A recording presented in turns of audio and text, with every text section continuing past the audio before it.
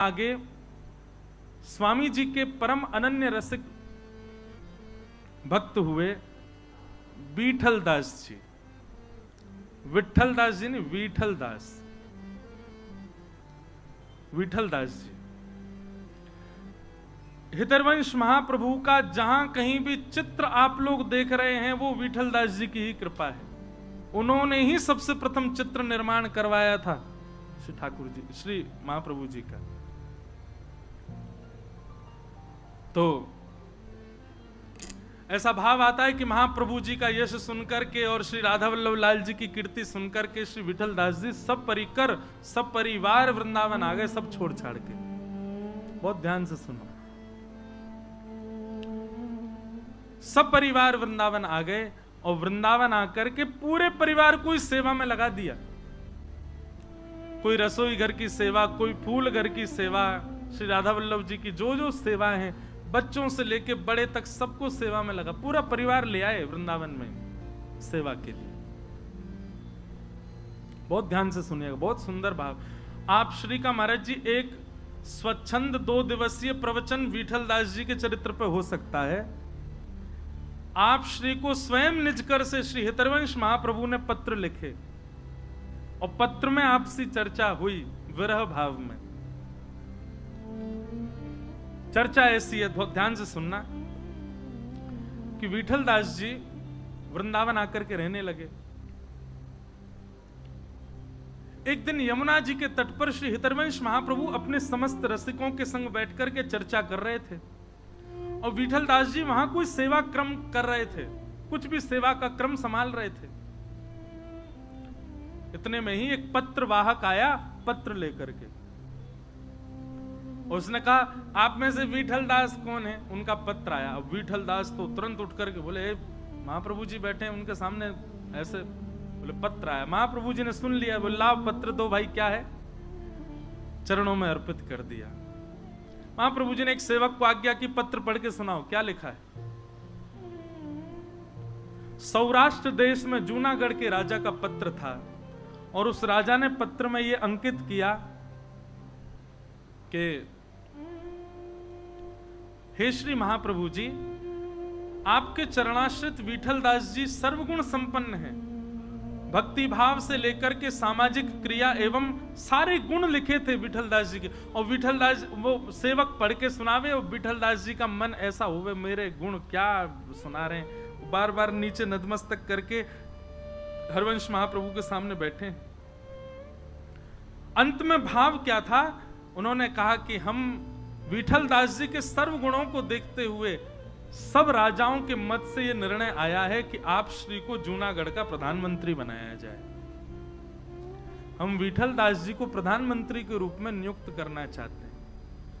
आप कृपा करके देश कल्याण के हित में थोड़ा विचार करें और विठल दास जी को जूनागढ़ भेज दें। हम ससम्मान प्रधानमंत्री की गद्दी पर उनको बिठाना चाहते। राजा का पत्र था।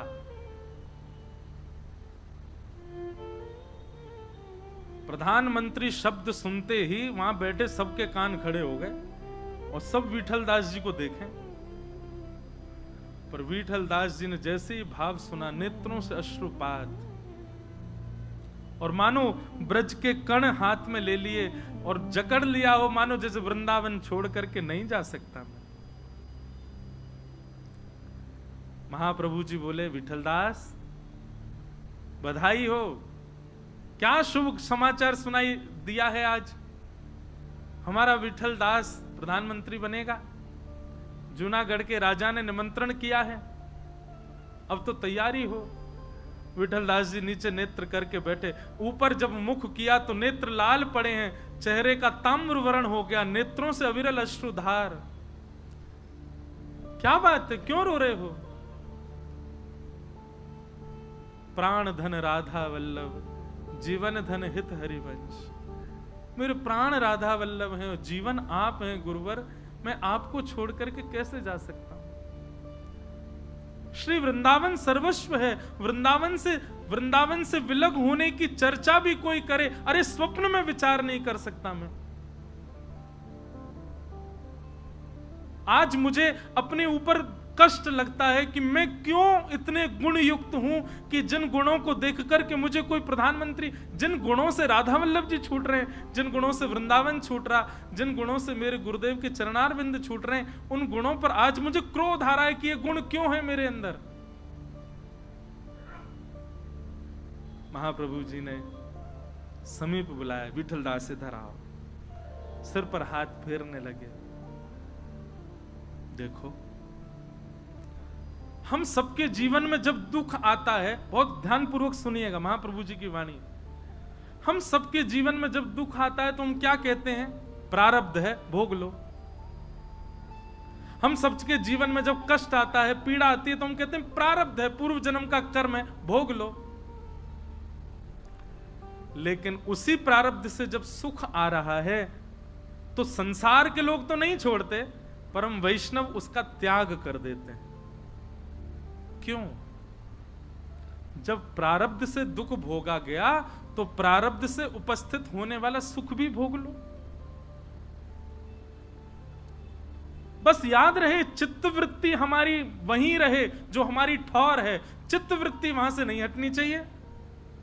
नहीं तो प्रारब्ध में आने वाले सुख को भोगना कोई गलत नहीं है बंधुओं। इसको आप ऐशो आराम में मत ले लीजिएगा। ज्यादा पैसा हो गया तो भोग विलास पान खान में उनको नष्ट करना, वो तो पाप है। उपस्थित भोग किसको कहते हैं?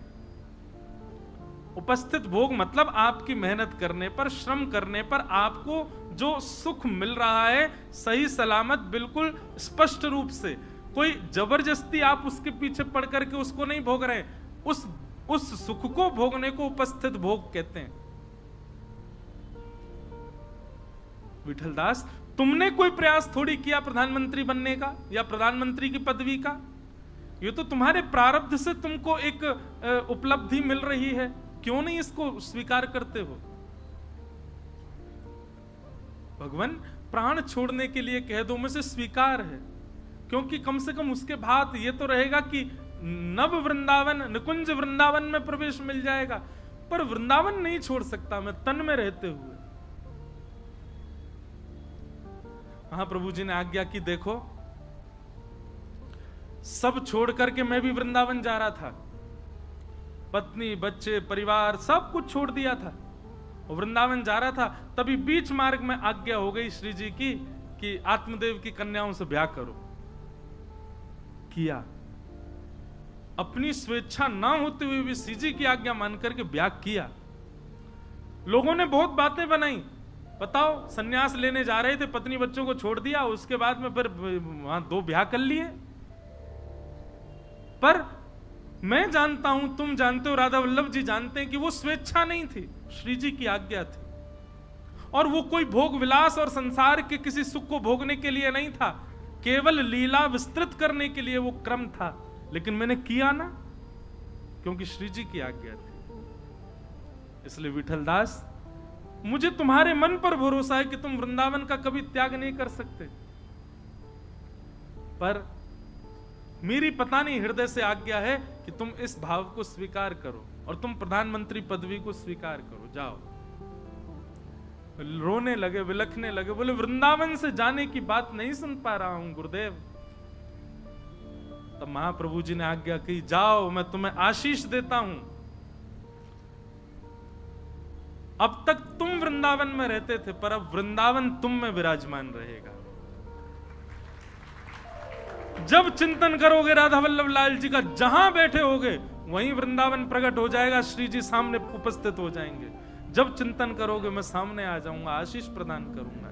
मैं वचन देता हूं, जब तुम स्मरण करोगे यमुना जी प्रकट हो जाएंगी, गोता लगा लेना, वृंदावन तुम में रहेगा। तुम जहां जाओगे वृंदावन तुम्हारे संग रहेगा। जाओ। महाप्रभु जी की आज्ञा मान करके श्री विठलदास जी निकल पड़े। महाराज जी, इतना सुंदर प्रसंग है श्री विठलदास जी का। महाप्रभु जी ने विरह में 2 बार पत्र भेजा उनको, अद्भुत प्रसंग है वो भी। विठलदास जी गए, वहां जाकर के महाराज अभिषेक हुआ, दुनिया भर के राजा आए, सबने उनको सिंहासन पर बैठ करके अभिषिक्त किया। पर जब अभिषेक चल रहा था तब भी श्री राधा वल्लभ हित हरिवंश जय जय श्री वृंदावन श्री वरचंद्र। आप प्रधानमंत्री बन गए। प्रधानमंत्री का एक राजकोष होता है, प्रधानमंत्री की नियुक्त एक सेवा, एक धनराशि होती है, उसको अपने भोग में भोगो। पर आप श्री ने क्या किया, उस धनराशि से असंख्य घोड़े खरीदे और उन असंख्य घोड़ों को जूनागढ़ से लेकर के वृंदावन तक के बीच की सेवा में लगा दिया। किस लिए? कि श्री राधा वल्लभ जी की नित्य प्रसादी, राधा वल्लभ जी की प्रसादी महाप्रभु जी पाएंगे, फिर महाप्रभु जी की शीत प्रसादी और राधा वल्लभ जी का चरणामृत। एक व्यक्ति घोड़े से लेकर के जितनी क्षमता उतनी दूर तक जाएगा, वहां दूसरा घोड़ा खड़ा है, वहां से व्यक्ति लेकर तीसरे घोड़े तक जाएगा, तीसरे से चौथे, पांचवे, छठवे, सातवें, और वह प्रसादी घोड़ों के माध्यम से, सैनिकों के माध्यम से जूनागढ़ पहुंचती। तब जाकर के जब उनके हाथ में पहुंचती, तब उसको पाकर के अपनी प्रसादी से निवृत्त होते। अपने संपूर्ण जीवन काल में विठल दास जी ने अपने प्रधानमंत्री पद पर मिलने वाली दक्षिणा को केवल श्री राधा वल्लभ जी, हितरवंश महाप्रभु की शीत प्रसादी और चरणामृत को पान करने में ही व्यय कर दिया। अपने लिए प्रयोग ही नहीं किया उसका। परिवार तो वृंदावन छोड़ के आए थे, बोले वहीं रहो, राधा वल्लभ जी की कुंज में ही पड़े रहो, वहीं पाओ, वहीं रहो, वहीं सो, कोई व्यवस्था नहीं उनके लिए। नहीं तो प्रधानमंत्री पदवी महाराज क्या नहीं कर सकते वो। अपनी संपूर्ण संपत्ति लुटा दी केवल और केवल महाप्रभु जी की शीत प्रसादी पाने के लिए। कैसी भक्ति! ऐसे श्री विठल दास जी।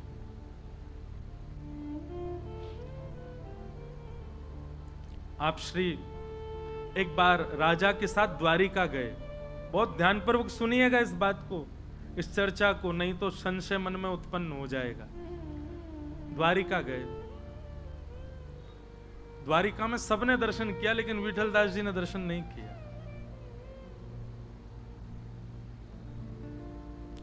सबने दर्शन किया, विठल दास जी ने जब दर्शन नहीं किया तो राजा को किसी ने बोला, बोले आपके प्रधानमंत्री भगत बने रहते हैं, इतने घोड़ा लगा रखे हैं जूनागढ़ और वृंदावन के बीच में, द्वारिकाधीश के दर्शन नहीं कर रहे।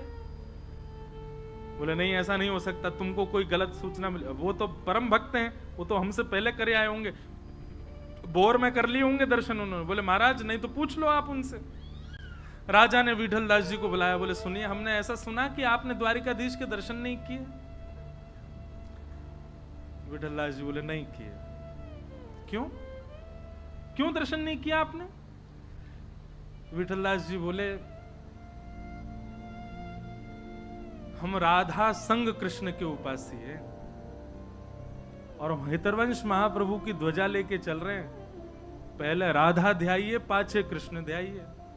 हमारी श्री जी कहाँ है? हमारी श्री जी संग में विराज जाएं तो हम तो नित्य दर्शन करें, पर यहाँ ठाकुर जी चतुर्भुज हैं, शंख चक्र गदा पद्म सब लेकर के आए हैं, पर हमारी श्री जी नहीं विराज रही हैं, श्री जी सहित नहीं है, इसलिए हम तो दर्शन नहीं कर सकते। हम तो श्री जी सहित कृष्ण के।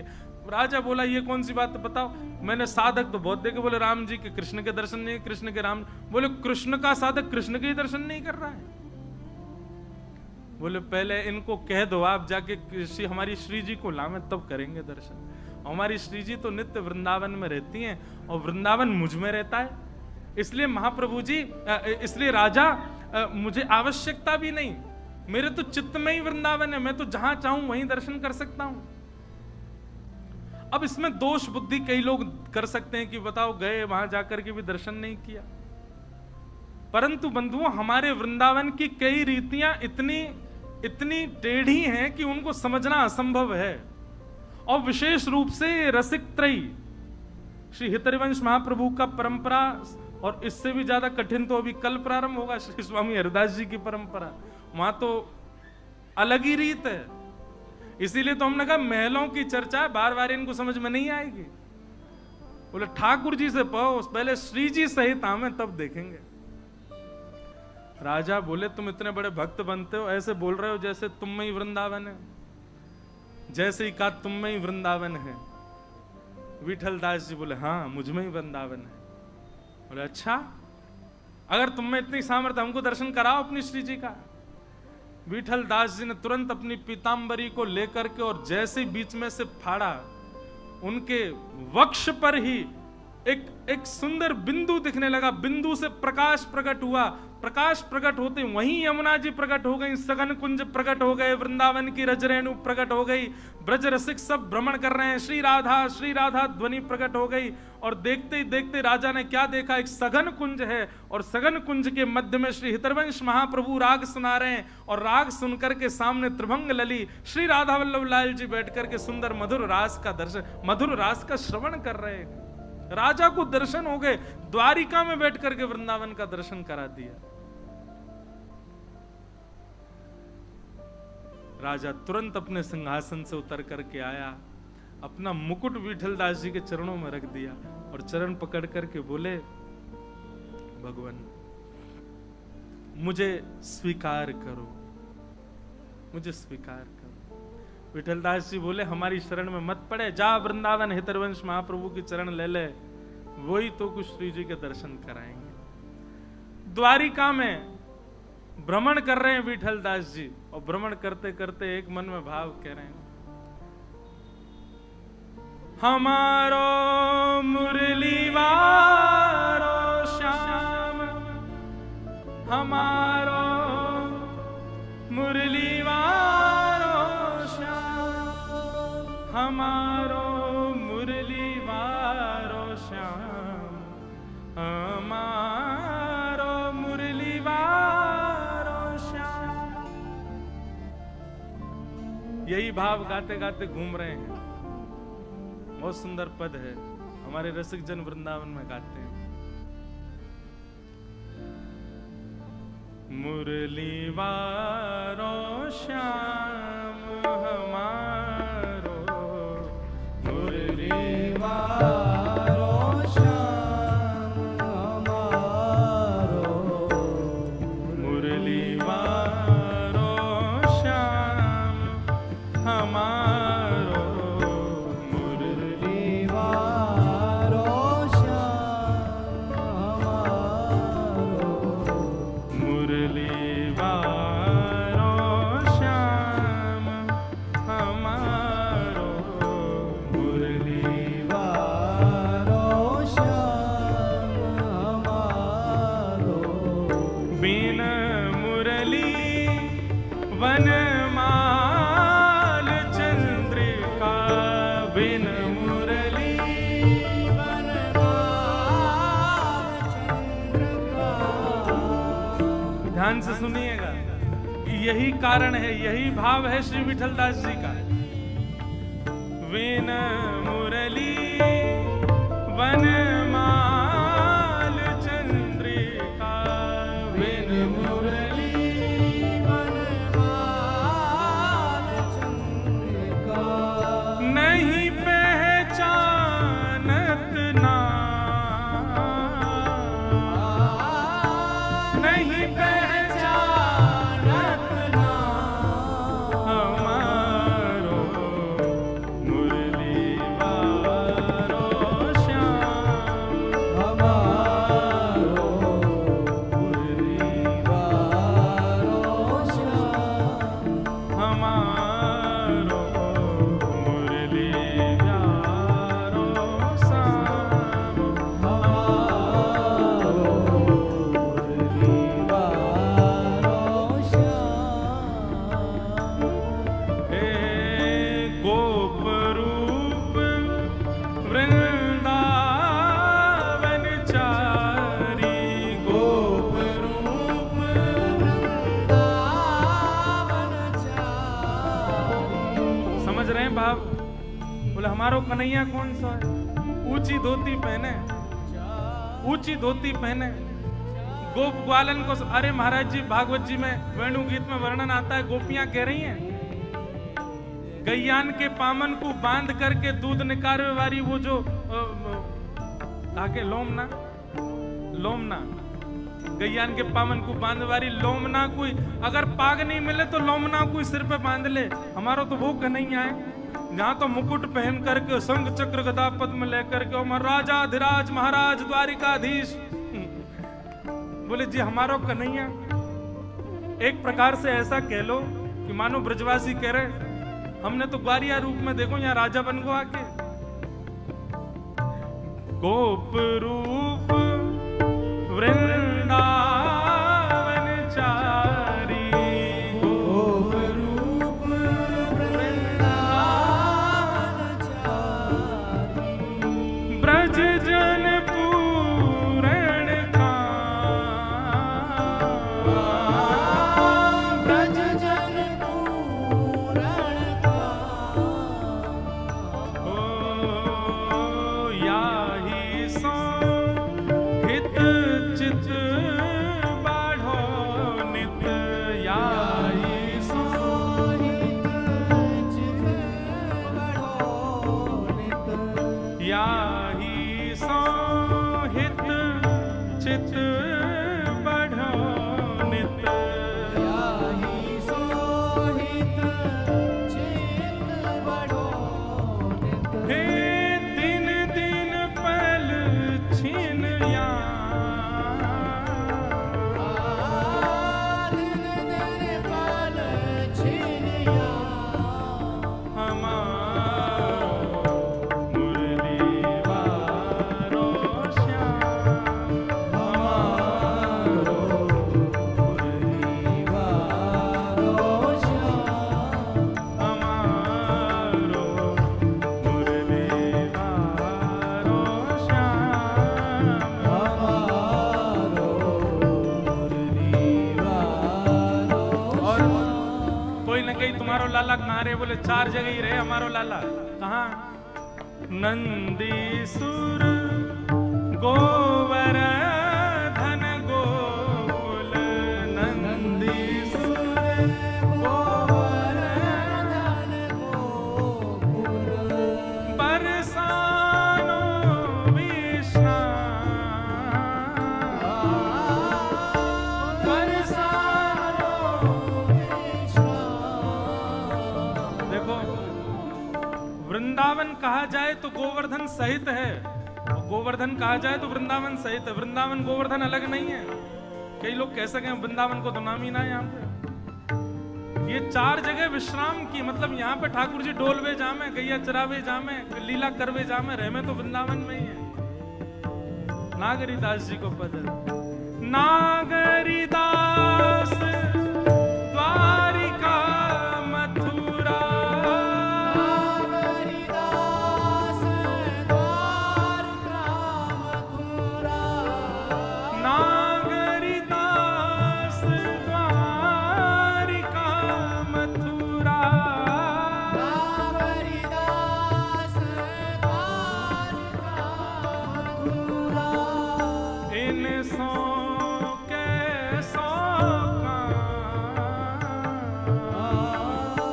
इन सो के सो क्यों?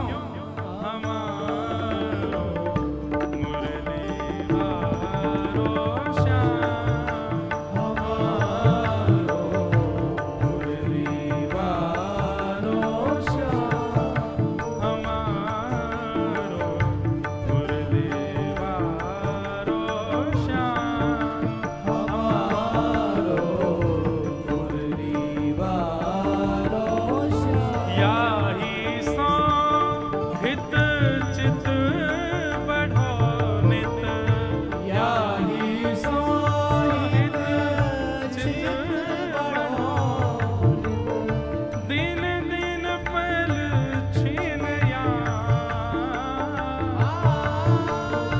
दिन दिन पल छिनिया, हे हमारो मुरली वारो श्याम, हमारो मुरली वारो श्याम,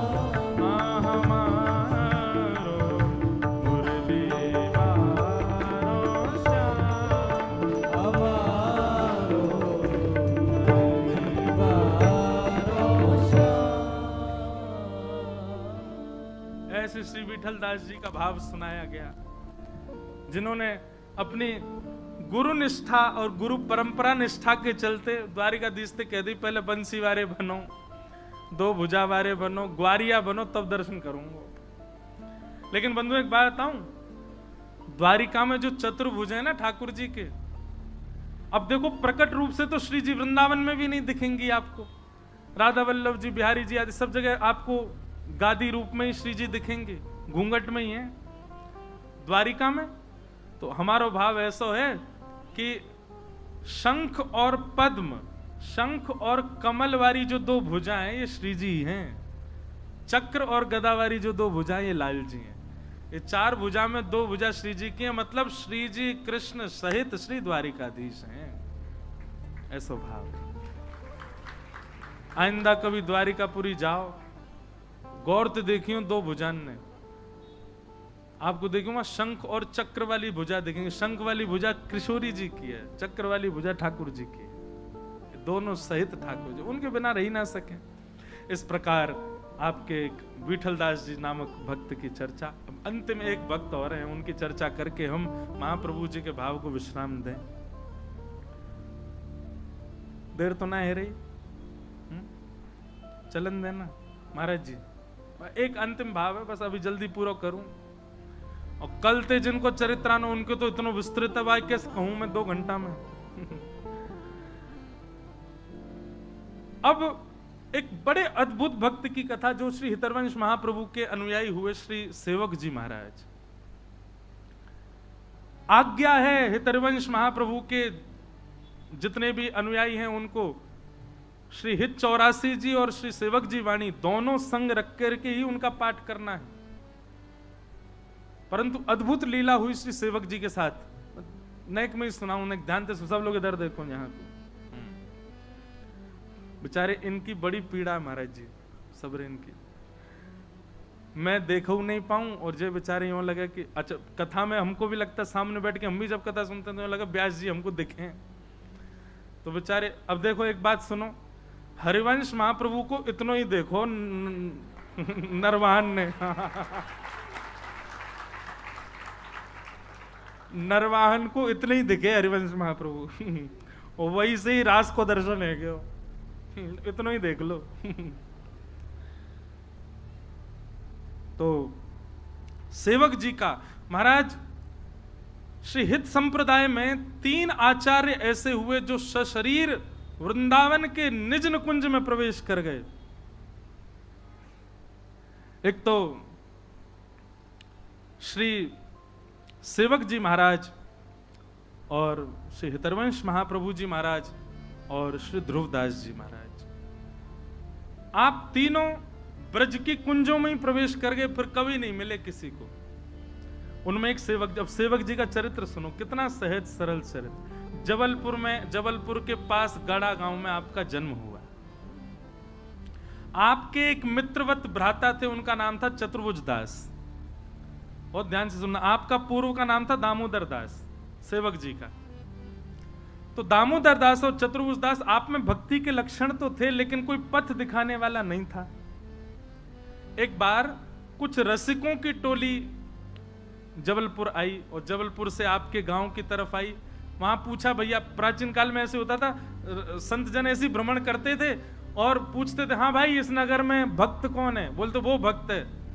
तो उसके घर बिना निमंत्रण बिना सूचना पहुंच जाते, वहां व्यवस्था होती थी। जैसे आज के घरों में बेटी का कमरा, बेटा कमरा, मेरा कमरा, इसका कमरा, ठाकुर जी का कमरा, सब बना। पहले के घरों में नीचे का भाग रखा ही जाता था, बोले कोई संत आ जा, महापुरुष आ जा, आज चलते, उनके लिए व्यवस्था है, आप मना नहीं कर सकते। अब का भारत बदल गया, इसमें आपका दोष नहीं है। बीच के भारत में लूट मार बहुत शुरू हो गई थी, तब फिर सब लोगों ने बंद कर दिए। तो लेकिन आज भी हमारे सरस कुंज की कृपा से, सरस कुंज के ही परम कृपा पात्र हमारे लोकेश जी और आपके बड़े भैया, जिस कुंज में आप बैठे हो यहाँ, और जो ब्रजविला है, ये तो ब्रजविला, वो ब्रज निकुंज, दोनों स्थान ऐसे हैं। जयपुर में कभी संतों के, महापुरुषों के, वैष्णवों के दर्शन करने हो, यहाँ आ जाओ, आपको नित्य मिलेंगे। यहाँ आज भी संतों की बड़ी कृपा, महाराज जी की इतनी कृपा है, सरस कुंज की ऐसी कृपा है दोनों भवनों पर कि आज भी संत जन महापुरुष यहाँ आते रहते हैं। तो संत जनों ने पूछा, हाँ भाई इस गांव में कोई भक्त है? बोले हाँ, वो दामोदर दास और चतुर्भुज दास, उनके यहाँ चले जाओ। संत जन सब वहां पहुंच गए, वहां बैठ गए, कीर्तन होने लगा, सत्संग होने लगा। और सत्संग होते होते होते होते होते जैसे ही अंतरंग लीला में पहुंचे, रास की चर्चा होने लगी, श्री जी के रूप की चर्चा, लाल जी के भाव की चर्चा, मान लीला और ठाकुर जी की रास लीला, ठाकुर जी की विविध विविध लीलाओं पर जब चर्चा प्रारंभ हुई तो दामोदर दास और चतुर्भुज दास दोनों के नेत्र सजल होने लगे और दोनों के मन में भाव आया, बोले यही रस तो हमको चाहिए जिसके लिए हम तड़प रहे हैं। हमें तो भक्त भी अलग अलग प्रकार के होते हैं महाराज जी। कई भगत हैं उनको केवल नियम ही नियम बता दो, हाँ भाई सुबह 4 बजे उठ जाएंगे, क्या करना, फिर धूप बत्ती दिखा दे, फिर क्या करना है, चावल को भोग लगाना हो, बृहस्पतिवार को या को भोग लगाना हो, बाद या कर नियम कितने को करवा लो, उसको भाव और कथा से कोई मतलब नहीं, नियम करवा दो बस, उसको नियम से ही मतलब। दूसरे प्रकार के भक्त कैसे होते हैं, वो केवल मंदिर इसलिए जाते हैं उनके काम बन जाएं, वो भी भक्त है। ऐसे भक्तों के पर यहां इस सभा में जो बैठे हैं और या वृंदावन के उपासक हैं, उन भक्तों का एक ही काम कि बस प्रिया लालजू की रस चर्चा सुनाओ। हमें ना पुण्य चाहिए, ना हमें कोई कामना की पूर्ति चाहिए, ना कुछ चाहिए, बस प्रिया लाल जी की नित्य लीला, अंतरंग लीला सुनाओ, वही में हमको सुख है।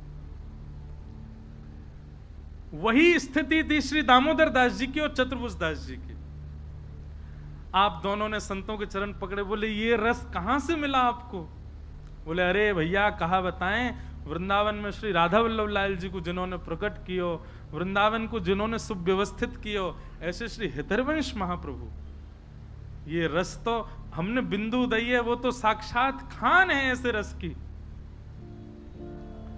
बस हितरवंश महाप्रभु की चर्चा सुनते सुनते दोनों ने अपने चित्त में महाप्रभु जी की छवि बना ली। ऐसे नेत्र हैं, ऐसी नासिका, ऐसे बोलते हैं, ऐसे चलते हैं, ऐसे सेवा करते हैं, ऐसे भाव। और आप दोनों के चित्त में आई कि भाई बस अब तो वृंदावन जानो और श्री हितरवंश महाप्रभु से दीक्षा लेके आनी। संत जन तो वहां से प्रस्थान कर गए, पर आप दोनों के चिंतन करते करते करते करते घर के कार्य इतने पड़ गए कि 3 महीना बीत गए और दोनों वृंदावन नहीं गए। 3 महीने बाद वही संतन की टोली फिर आई गांव में और महाराज दोनों ने बड़ा स्वागत किया, व्यवस्था करी, सब अनुकूल कर दियो। आज जब सत्संग प्रारंभ भयो, रस नहीं आ रहा है, भाव नहीं आ रहा है। चतुर्भुज दास, दामोदर दास बोले जय जय वादना जैसी रस चर्चा करो ना। संत जन बोले अब समुद्र ही सूख गयो तो रस चर्चा कहा सुना मैं।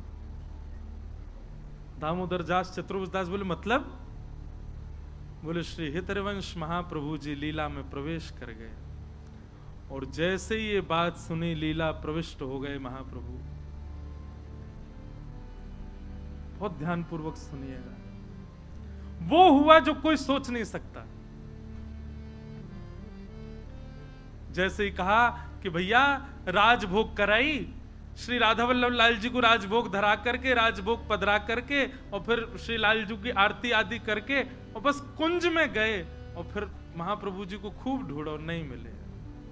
मानसरोवर जायो करते, श्री हितरवंश महाप्रभु का ध्यान स्थान, मानसी स्थान श्री मानसरोवर। कोई नहीं गए हो तो वृंदावन अब के जाओ तो राधा रानी मानसरोवर, आप सब तो गए होंगे, और जो लोग नहीं गए वृंदावन से यमुना जी पार करके पल्ली तरफ, वहां श्री राधा रानी मानसरोवर स्थान है, वहीं श्री हितरवंश महाप्रभु विराजते।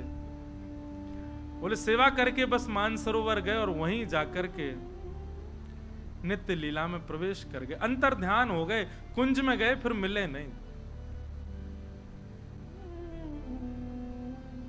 ये चर्चा जैसे ही सुनी, दामोदर दास और चतुर्भुज दास पछाड़ खा करके गिर गए, रुदन करने लगे, अपने हृदय को बार बार मलने लगे। बोले हमने तो विचार किया था कि हम वृंदावन जाएंगे, श्री महाप्रभु जी से अनुग्रहित होकर के आएंगे, दीक्षा प्राप्त करके आएंगे, ये संभव नहीं हो सकता। अरे हम क्यों विलंब में पड़ गए, हम क्यों गृह कार्यों में रुक गए, हम क्यों नहीं गए महाप्रभु जी के पास।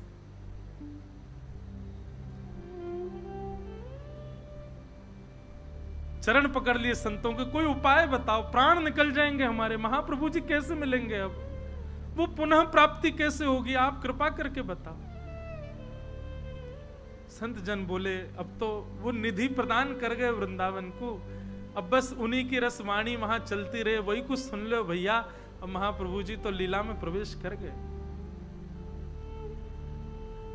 बोले आप उपाय बताओ ना, कैसे अब कुछ करो ना, कैसे हो सके, कोई तो उपाय होगा। बोले अरे भाई जो लीला में प्रवेश कर गए वाके लिए कहां उपाय बताऊं। अब एक संत बोले एक उपाय है। क्या? श्री महाप्रभु जी के बाद में उनके आसन पर उनके प्रथम पुत्र श्री वनचंद्र जी विराज रहे हैं। आपकी यदि इच्छा हो तो भैया वो पुत्र पिता के समय ही होता है, और उन्होंने भी खूब रस विस्तार किया है। आप जाओ और वृंदावन जाकर के श्री वनचंद्र जी की दीक्षा ग्रहण कर लो, उनसे अनुग्रहित हो जाओ हित परंपरा में। चतुर्भुज दास जी बोले अब तो मैं बिल्कुल विचार ही नहीं करूं, मैं अभी वृंदावन जाऊंगा। चल भाई दामोदर दास अभी चलें, अभी जाके वनचंद जी से दीक्षा लें। दामोदर दास जी ने अपने नेत्र के आंसू पोंछे और वहीं बैठ के बोले नहीं, गुरु जिसको हृदय से माना वही मेरे गुरु हैं। श्री हितरवंश महाप्रभु तो माने महाप्रभु। सब संतजन कहने अरे कैसो हट करे भैया, जब हमने कह दी लीला प्रवेश है गए, उनके पुत्र विराज रहे, जाओ। बोले उनके पुत्र खूब योग्य हैं, मैं उनकी बात नहीं करता, पर मैं जिसको हित से अपने चित्त से स्वीकार कर चुका हूं उसका त्याग कैसे करूं।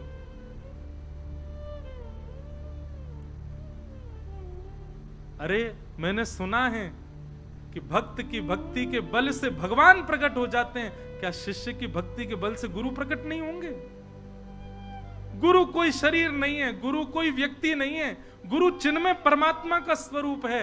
वो कहीं जाते नहीं, कहीं आते नहीं, जहां शिष्य बुलाए वहां गुरु पहुंचते हैं। और मैं अपने भजन के बल से महाप्रभु जी को बुलाऊंगा। चतुर्भुज दास जी बोले भैया मैं तो अब विचार नहीं करूंगा, मैं तो जा रहा हूं। बोले तू जा वृंदावन। चतुर्भुज दास जी वृंदावन चले गए, लेकिन श्री दामोदर दास जी वहीं बैठ गए और वहीं बैठ करके 7 दिन का अनशन ग्रहण कर लिया। बोले महाप्रभु जी 7 दिन में प्रकट हो जाओ, नहीं तो मैं प्राण त्याग दूंगा। और महाराज जैसी अनशन व्रत पर बैठे हैं, श्री हरिवंश, हित हरिवंश, जीवन हरिवंश, प्राण हरिवंश, निधि हरिवंश, हरिवंश हरिवंश हरिवंश हरिवंश नाम का उच्चारण करते करते करते करते 7 दिन तो क्या 3 ही दिन पूर्ण हुए थे। 3 दिन होते ही श्री यमुना जी प्रकट हो गई, ब्रज प्रकट हो गया, कुंज प्रकट हो गई और श्री हृदयवंश महाप्रभु प्रकट हो गए। और प्रकट होकर के दामोदर दास भक्त को अपने हृदय से लगा लिया। लीला प्रविष्ट आचार्य पुनः प्रकट हो गए और प्रकट होकर के केवल हृदय से नहीं लगा, बड़े प्रसन्न हुए। हित परंपरा की सब विधि बताई, हित चतुरासी जी प्रदान की और निज मंत्र गुरु दीक्षा प्रदान की। और प्रदान करके कहा अब इस रस का विस्तार करो। अद्भुत ऐसी भक्ति श्री दामोदर दास जी। और नाम प्रदान कर दिया सेवक जी।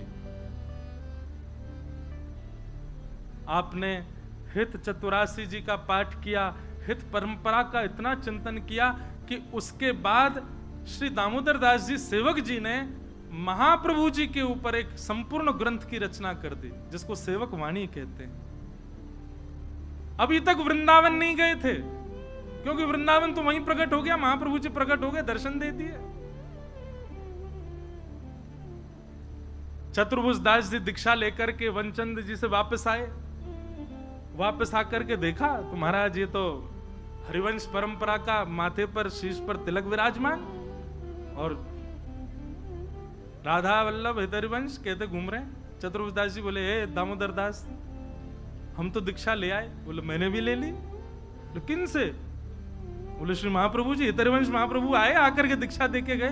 बोले अरे तुम बात बना रहे हो, बोले मुझे पता थी तुम विश्वास नहीं हो। देखो हित चतुरासी जी और संपूर्ण हित परंपरा सुना दी बैठ करके, और श्री सेवक वाणी जी जो उन्होंने लिखी हैं महाप्रभु जी के भाव से पूरा ग्रंथ दिखा दी। बोले देखो महाप्रभु जी कृपा करके गए और दीक्षा, ऐसा रूप था, ऐसे नेत्र थे, ऐसी नासिका, ऐसे कर्ण, ऐसा मुखमंडल, सब वर्णित कर दिया। बात होते होते वृंदावन पहुंच गई और श्री राधा वल्लभ जी के निज मंदिर में विराजमान श्री वनचंद्र जी को जैसे ये बात पता चली कि पूज्य आचार्य चरण, पूज्य पिताजी महाराज, पूज्य गुरुदेव भगवान श्री हितरवंश महाप्रभु लीला प्रवेश के बाद पुनः प्रकट हुए, प्रकट होकर किसी को दीक्षा देके गए। महाप्रभु वनचंद जी ने पत्र लिखा और पत्र लिख करके कहा, सेवक जी आपको प्रणाम, हम आपको निमंत्रण दे रहे हैं, श्री जी आपको बुला रही हैं, आप वृंदावन आओ, श्री जी का भंडार लुटाएंगे हम, आपके आगमन की प्रसन्नता में उत्सव मनाया जाएगा वृंदावन में, आप वृंदावन पधारो, आपके दर्शन की अभिलाषा है। सेवक जी ने पत्र पढ़ा, बहुत ध्यान से सुने, बड़ी सुंदर लीला। सेवक जी ने पत्र पढ़ा, वृंदावन से निमंत्रण पा करके आनंदित हो गए। हम कहते हैं महाराज जी 3 बार, मैंने अब एक कथा करते करते अपने आप भाव आया कि भाई वृंदावन अपनी रुचि से मत जाओ, वृंदावन को निमंत्रण भेजने दो। और वृंदावन के 3 निमंत्रण आएंगे। पहला निमंत्रण स्वप्न में वृंदावन या वृंदावन का कोई भी अंग या कोई भी स्पर्शीय भाव दिख जाए, समझ जाना वृंदावन का प्रथम निमंत्रण है। यमुना जी दिख जाए, वृंदावन को कोई ब्रजवासी दिख जाए, वृंदावन को कोई मंदिर दिख जाए, अरे वृंदावन की कोई स्वर लहरी कानन में स्वप्न में ही गूंज जाए, श्री राधा हितरिवंश राधा वल्लभ बिहारी जी कच्छू दिख जाए, अरे और तो पेड़ा ही दिख जाए, लस्सी दिख जाए वृंदावन की, कचौड़ी दिख जाए वृंदावन की, वृंदावन से जाको संबंध है वो आपके स्वप्न में प्रकट हो जाए, ये पहला निमंत्रण है वृंदावन का। दूसरा, आपके घर पर वृंदावन से कोई प्रसाद आ जाए अनायास ही, कोई पड़ोसी गए, रिश्तेदार गए, मित्र गया और उसने आपके घर प्रसाद दे दिया, दूसरा निमंत्रण है वृंदावन का। और तीसरा, आपके घर पर या फिर आपके शहर में, आपकी कॉलोनी में कोई ब्रजवासी आ जाए, समझ जाओ वृंदावन बुला रहे हो।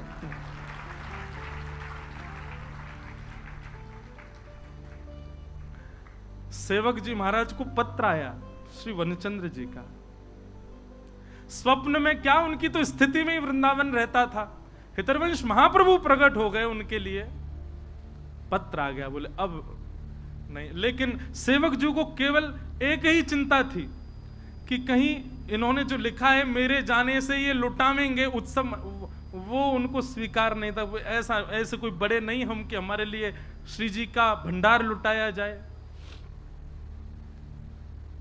सेवक जी महाराज ने क्या किया, अपना रूप बदला, अवधूत रूप धारण किया, पूरे अंग पर रज लगा ली, केश मुड़ा दिए और विचित्र सा वेश धारण कर लिया, विचित्र से वस्त्र पहन लिए कि हमें कोई पहचाने ही नहीं, तो वृंदावन पहुंच जाए हम। महाराज जी कितनी सुंदर लीला है, सुनियो। सेवक जी वृंदावन आए और वृंदावन में जैसे ही राधा वल्लभ जी की कुंज में प्रवेश किया, उनको कोई नहीं पहचान रहा था कि ये सेवक जी। अच्छा, चर्चा पूरे वृंदावन में हो चुकी थी कि भैया जबलपुर के पास एक सेवक जी हैं, उनको महाप्रभु जी ने प्रकट होकर दर्शन दिए। सेवक जी आ गए, राधा वल्लभ जी के मंदिर में जैसे ही प्रवेश किया तो श्री राधा वल्लभ लाल जी वनचंद्र जी से चर्चा कर रहे, कुछ बात कर रहे थे लीला की। अच्छा, दर्शनार्थियों को तो देखने में लगता ठाकुर जी खड़े हैं बस, लेकिन वनचंद जी को सब अनुभूति होती, हाथ भी सीधे कर रहे हैं, बैठ भी रहे हैं, बोल भी रहे हैं, उठ भी रहे हैं, मुकुट यूं करें, टेढ़ होने सीधो करो, सब बात हो रही। और चर्चा करते करते श्री राधा वल्लभ लाल जी सामने खड़े, वनचंद जी बात उनसे कर रहे हैं और तिरछी नजर से ऐसे देख रहे हैं। और जैसे ही तिरछी नजर करी श्री राधा वल्लभ जी ने, बोले चर्चा मोते कर रहे हैं, देख कहां रहे हैं। जैसे ही पीछे मुड़ करके देखा तो एक अवधूत वेश में, केश नहीं है, अवधूत सा वेश है, कछु फटे पुराने से वस्त्र पहन रखे हैं, पूरे तन पर रज लगा रखी है। जैसे ही रूप देखा, वनचंद जी ने ठाकुर जी को देखा, बोले ठाकुर जी दृष्टि से किसी को नहीं देखते, ठाकुर जी तो वही को देखें जो सेवा में खड़े हो, और सेवक जब सामने ठाकुर जी किसी को नहीं देखते, ये किसको देख रहे हैं? जैसे ही देखा ठाकुर जी देख रहे हैं, तुरंत समझ गए, बोले कि ये सामान्य नहीं हो सकते। और इस वक्त पृथ्वी पर असामान्य केवल एक है, और वो है सेवक जी महाराज। वनचंद जी को विश्वास हो गया यही सेवक जी हैं। तुरंत दौड़े मंदिर से, और दौड़ करके गर्भगृह से अपरस की अवस्था में ही दौड़ करके गए, और जाकर के श्री सेवक जी महाराज को हृदय से लगा लिया। सेवक जी बोले, जय जय, आपको कैसे पता चला कि मैं हूं? बोले उनने बतायो। और जैसे कही उनने बतायो, सेवक जी के नेत्र सजल हो। वनचंद जी बोले, हाँ भाई आज्ञा है, भंडार खोलो, लुटाओ। भंडार लुटाने का मतलब पेड़ा लड्डू नहीं, श्री जी के आभूषण, श्री जी की मणियां, श्री जी के स्वर्ण चांदी की सामग्री सब लुटाओ बधाई में। सेवक जी आए हैं, चरणों में गिर गए, बोले नहीं भगवान, श्री जी की सामग्री ऐसे मत करो आप, मुझको बहुत पीड़ा होगी। बोले अच्छा, तो अमनिया जो अभी तक श्री जी ने धारण नहीं करी है उनको रहने देंगे, जो श्री जी धारण कर चुकी हैं प्रसादी है युवा को लुटाएंगे। और महाराज पूरे वृंदावन में उत्सव भयो, सेवक जी के आगमन को लुटाए गए। महाराज वनचंद जी छतरीन पर चढ़ चढ़ के लुटा रहे हैं, सेवक जी महाराज वृंदावन पधारे। वर्णन आता है कि श्री सेवक जी वृंदावन आए, और वृंदावन में बड़ा रास मंडल दर्शन करियो, और श्री बड़ा रास मंडल पर विराजे। आप 6-7 दिन ही वृंदावन में रह पाए। महाराज जी उनको जो लीला थी वह इतना विरह हो रहा था, इतना मतलब असाधारण सी स्थिति उनकी हो रही थी कि वे रोक नहीं पा रहे थे स्वयं को।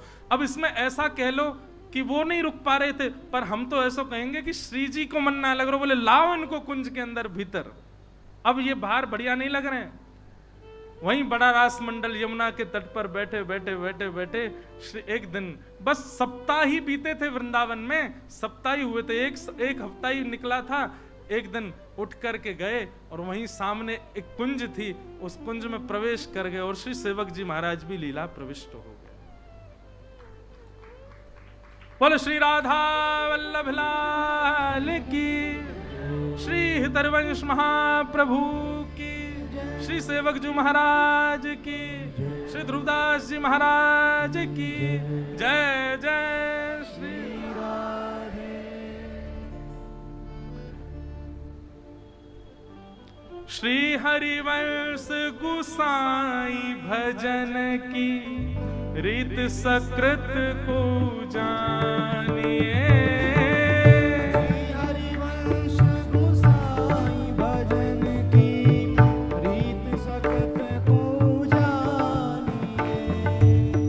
राधा चरण प्रधान हृदय अति सुदृढ़ उपासी, राधा चरण प्रधान हृदय अति सुदृढ़ उपासी।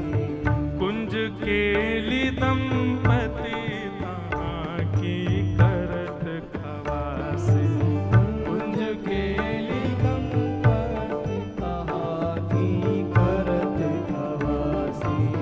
सर्वस महाप्रसाद प्रसिद्धता के अधिकारी, सर्वस महाप्रसाद प्रसिद्धता के अधिकारी।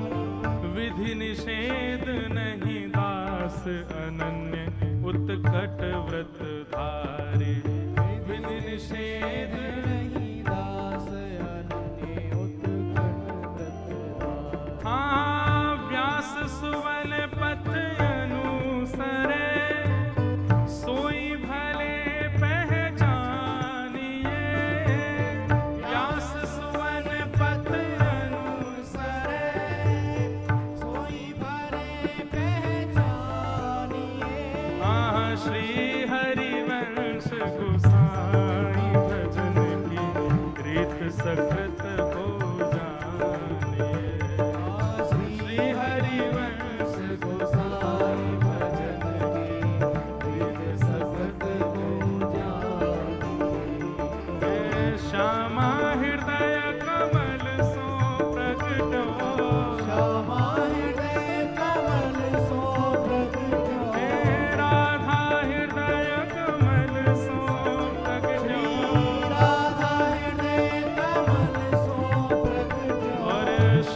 हृदय तू भाई।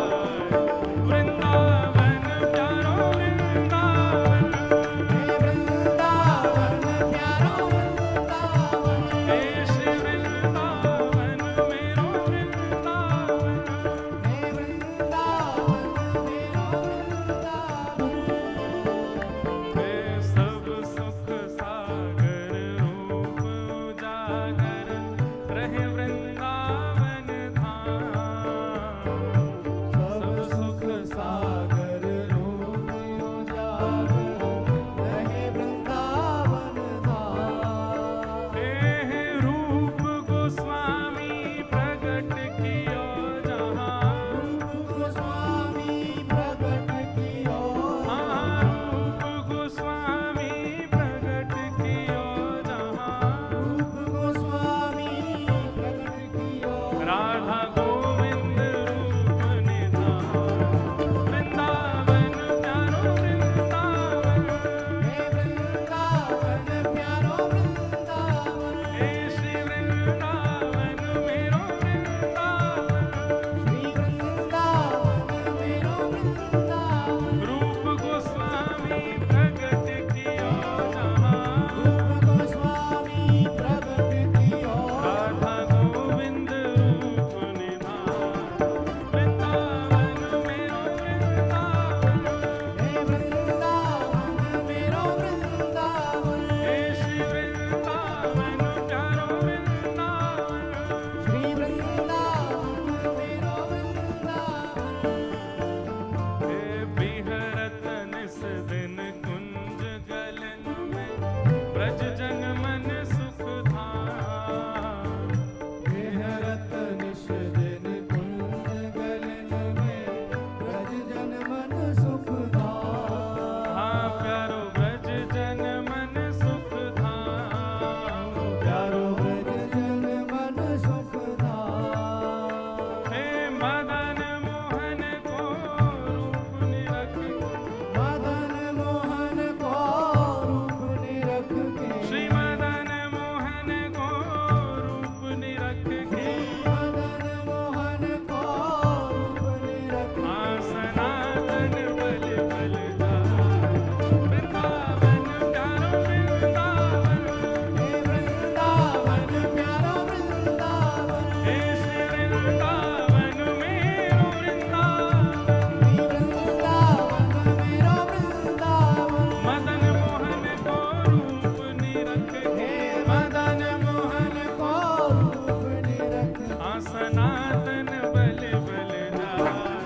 वृंदावन मेरो वृंदावन, हे वृंदावन मेरो वृंदावन, हे श्री वृंदावन प्यारो वृंदावन।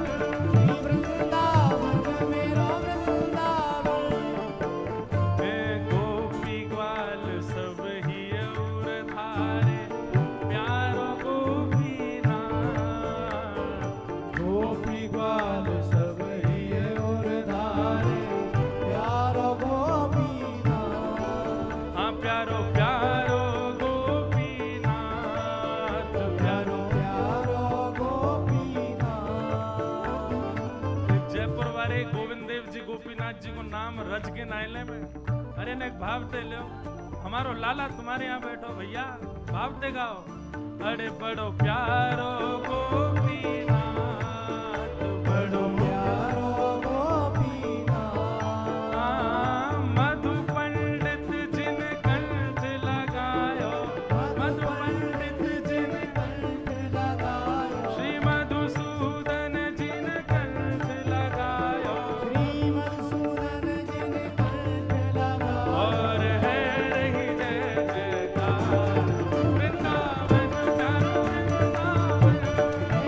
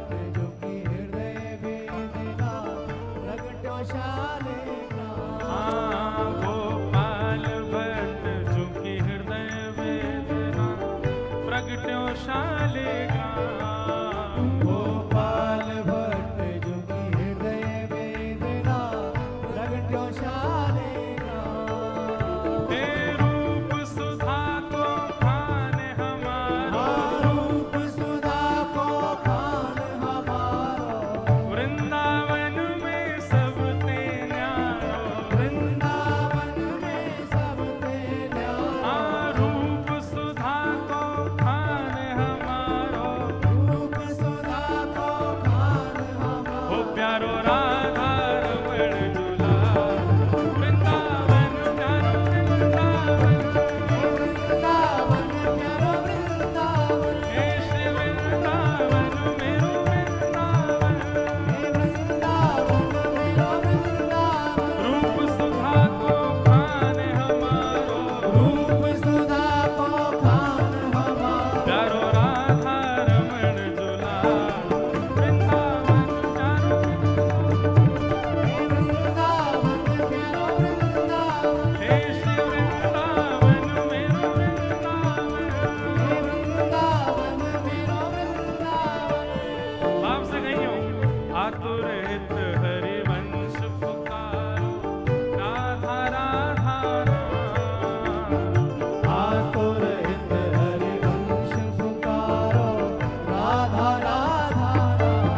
हे प्यारो राधा राधा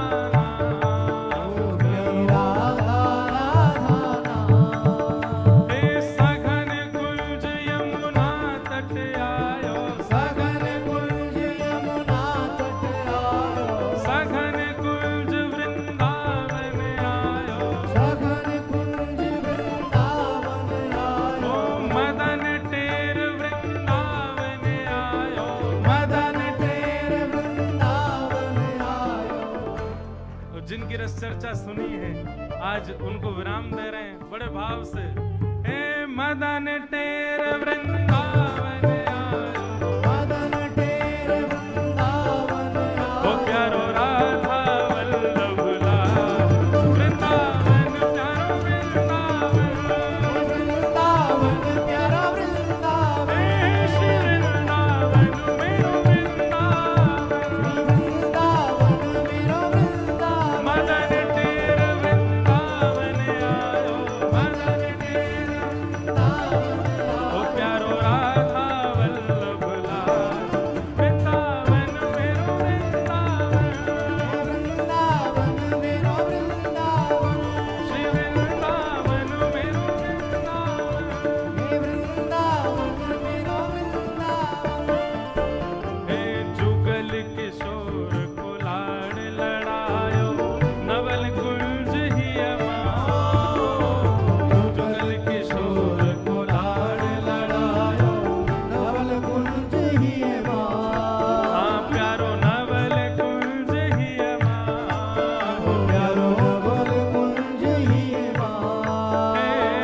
कुंजन कुंजन की रजधारे कुंजन कुंजन की रजधारे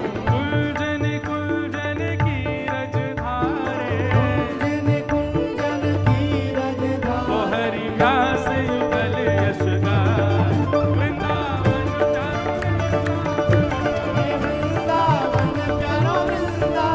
हे श्री वृंदावन मेरो वृंदावन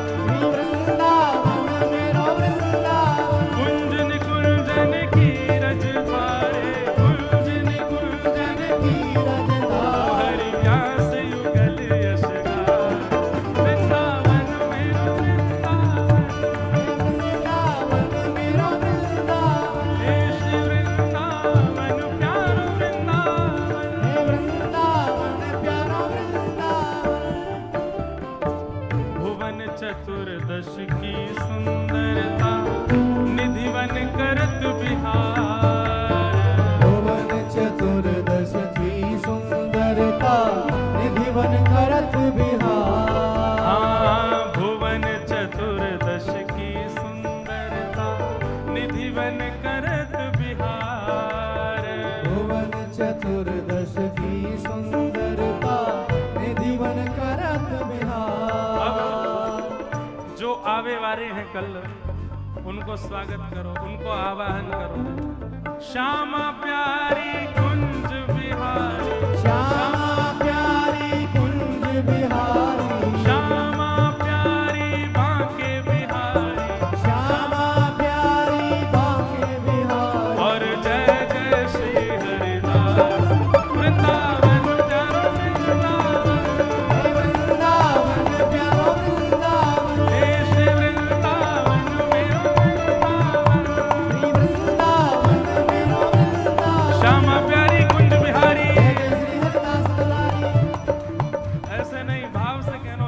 जय श्री हरिदास दुलारी श्यामा प्यारी कुंज बिहारी जय जय श्री हरिदास दुलारी श्यामा प्यारी कुंज बिहारी जय जय श्री हरिदास दुलारी जय श्यामा प्यारी बांके बिहारी जय जय श्री हरिदास दुलारी श्यामा प्यारी कुंज बिहारी जय जय श्री हरिदास दुलारी जय श्यामा प्यारी कुंज बिहारी जय जय श्री हरिदास दुलारी श्यामा प्यारी कुंज बिहारी जय जय श्री हरिदास दुलारी श्यामा प्यारी कुंज बिहारी श्यामा प्यारी कुंज बिहारी और जय जय श्री हरिदास वृंदावन प्यारो वृंदावन वृंदावन प्यारो वृंदावन जय श्री वृंदावन मेरो वृंदावन वृंदावन मेरो वृंदावन जिनकी कृपा से यह रस प्रकट वृंदावन अभिराम जिनकी कृपा से यह रस प्रकट वृंदावन अभिराम हाँ वृंदावन अभिराम वृंदावन अभिराम प्यारो वृंदावन अभिराम प्यारो वृंदावन अभिराम हे सप्त निधिन को ही उजियारो सप्त निधिन को ही उजियारो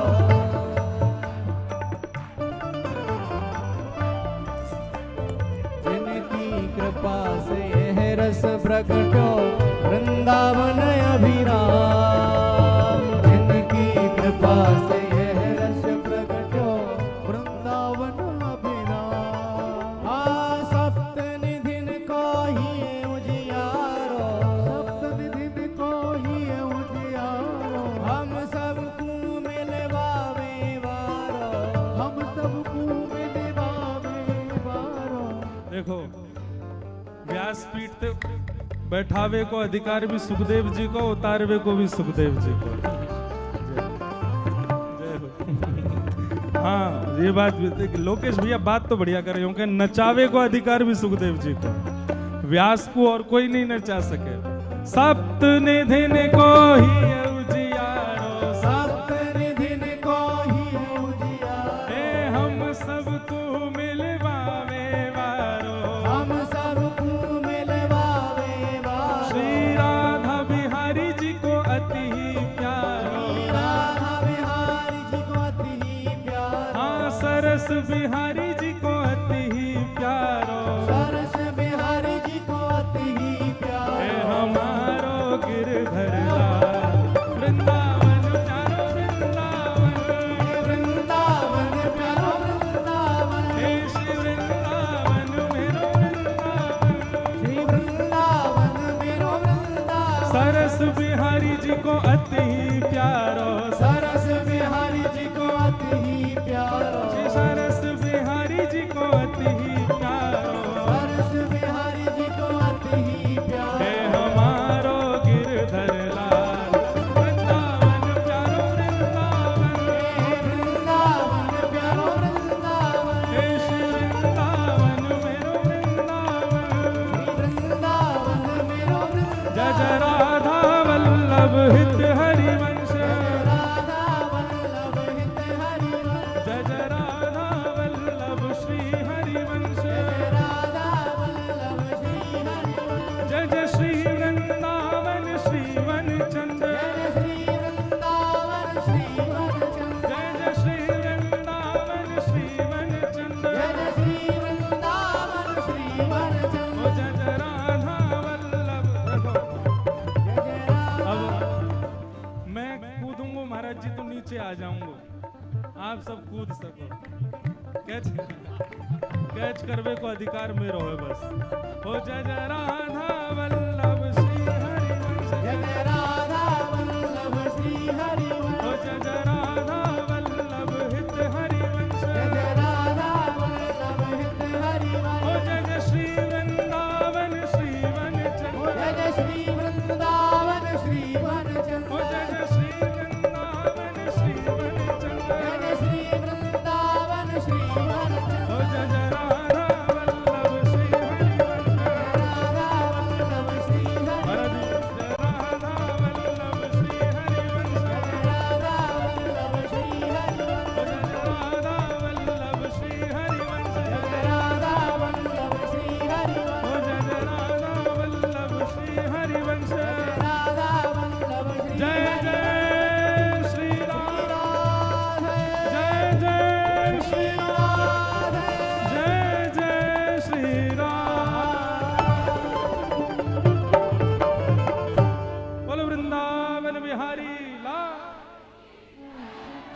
राधा रमण लाल की।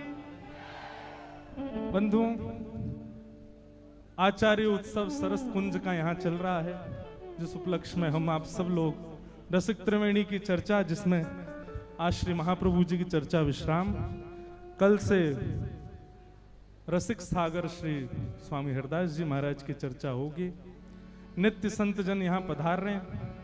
कल हम सब पर अनुग्रह करके श्री अयोध्या जी से परम पूजनीय प्रातः स्मरणीय जगत गुरु रामानुजाचार्य श्री, अरे नाम तो सुनो पहले, उपमा में ही ताली बजा रहे, श्रीमद जगत गुरु रामानुजाचार्य स्वामी श्री राघवाचार्य जी महाराज पधार रहे हैं।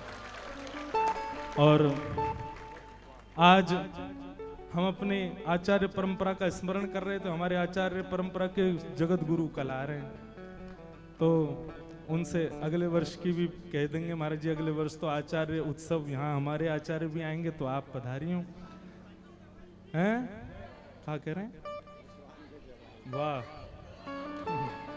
तो कल पूज्य महाराज जी आ रहे हैं और नित्य संत जनों का यहाँ आगमन होगा। विशेष रूप से तो कल स्वामी श्री हरदास जी आ रहे हैं। तो सब लोग जयपुर वासियों, श्री हरदास जी की अकेली जय ना बोली जाए, ये पहले सुनो। हरदास जी की अकेली जय नहीं, हमेशा कुंज बिहारी श्री हरिदास, श्री कुंज बिहारी सहित स्वामी श्री हरदास जी पधारेंगे, अपने सब सेवकन के संग आएंगे, उनकी रस चर्चा सुनेंगे। ऐसे आचार्य चरणन के हम बार बार बलिहारी, जिनने हमको ये अवसर प्रदान किया है, ऐसे आचार्य चरण हम सबको दर्शन दे रहे हैं, ये हमारा सौभाग्य है। महाराज जी को बारंबार प्रणाम करें। और मैंने विनोद में कही कि टूट पड़ी हो चरण में, बिल्कुल नहीं, दूर से ही प्रणाम करिए हैं। नहीं नहीं महाराज, सब लोगों को बहुत बहुत जय श्री कृष्ण, जय श्री, जय सिया राम, जय श्री, जय श्रीमन नारायण, जय श्रीमन्नारायण, श्री हरिवंश, श्री हरिवंश, जय जय श्री राधे, श्री हरिदास, हरिदास, कुंज बिहारी, श्री हरिदास।